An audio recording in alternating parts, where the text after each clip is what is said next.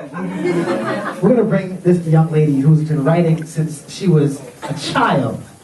But as you grow older, as we were discussing earlier, as you grow older, poetry becomes something different. As your kid, you're kind of writing kind of flippantly because you're talented, you have a God-given talent, you don't even know what to do with it. But as you get older and things start happening to you, what happens? The content changes. And now we're a little bit older, we're taking it a little bit more serious. So I'm dying to hear what this young lady has to bring to the table. On the paper it says Jen, but she's Jen McQueen. Because she's royalty. I want you to give it up for Jen McQueen. Put your hands together. Don't stop till she gets on stage. Jen McQueen.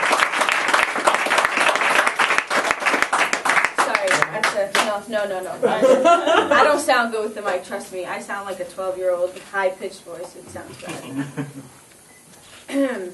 Okay, so I wrote this.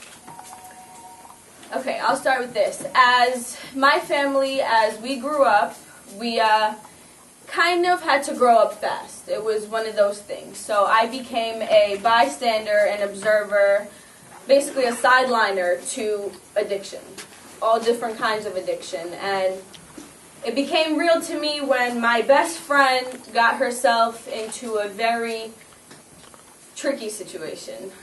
She got an aggravated DWI, and that's when it got realer to me, that it's not just my family anymore, but it's the people that are, in a sense, closer to me than my family, people I see on an everyday, every period, every college lunch break time.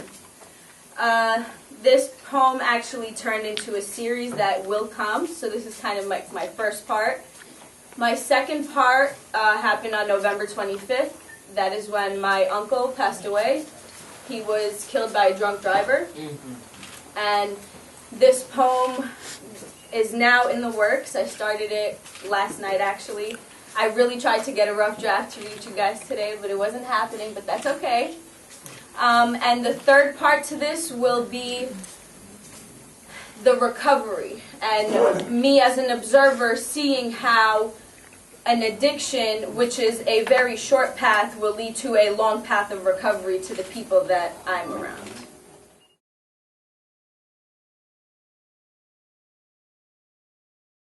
Addiction. Fade in. Long week, let's have a drink. Oh, but how this intellect didn't think that this drink would be the last sip of pleasure she endured. Fade out. Behind the wheel, eyes blurred, head spinning, she starts the car, one word, fucked. Addiction. A 9-letter word in the English language to identify someone as in love. In love with the idea of depending on that one thing that never fails you. Your addiction has become a neurological impairment leading to poison rushing through your veins, bleeding out thoughts of survival and claims of damage by them. Them who have been affected by your addiction, your hit but misunderstanding of what the fuck just happened. Fade in. Eyes rolling back, wrists lifted forward as the suited man questions her about what happened. See, he wouldn't know that her 6-letter description lifted her tolerance. Tolerance by which her body required increasingly larger amounts to achieve a physical and mental euphoria. A euphoria which landed this car wreck behind bars. Bars trapping her behind a world she knew little of. New word, 5 letters, your description, felon. Felony she never thought would be the ache to her knee as she prays for guidance and lets go of that magical tree. The tree that allowed me, her, us to debrief that week on a long chief we called air. Fade out. Her addiction then turned into wrath. Her realization of damage. Her acceptance of failure and forgiveness, and her smiles that she wiped off their faces. Fade in. Crave. Wet. Powder. Dust. White snow. Was it enough? Can you tell? Your mouth waters with white crisp stuck to the edges of your mouth. Your face pale like the snow you sniff. The drugs you smoke turning you into an immobile mummy. Unable to walk with your legs, leaving you alone with your craving. It is a mystery of inequity as you are heavily breathing. Your addiction has caused your bleeding. Your bleeding has caused your death. A mourning mother, open caskets, secrets, lies, to keep your image pure as any Snow White to love you to your deathbed.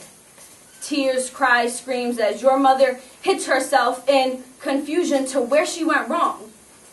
She lost her son to addiction. Addiction. Let that sink in one more time.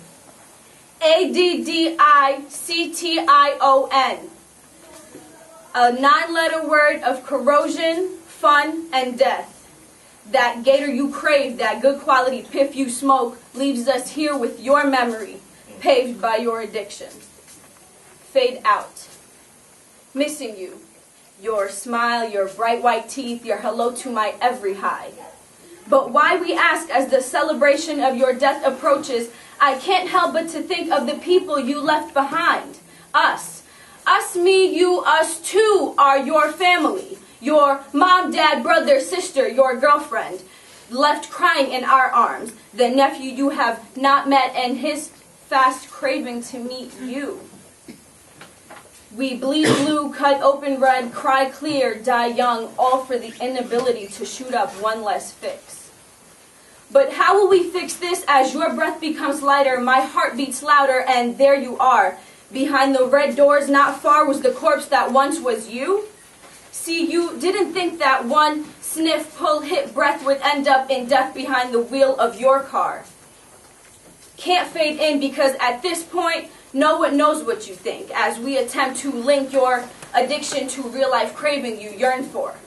For what? A feeling of friction against your skin? Skin that turned my heart to ice cold tin as I think of the man you could have been.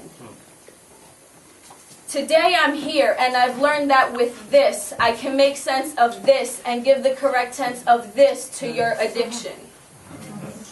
I lost him, found her, buried him, rose her, mourn him, love her.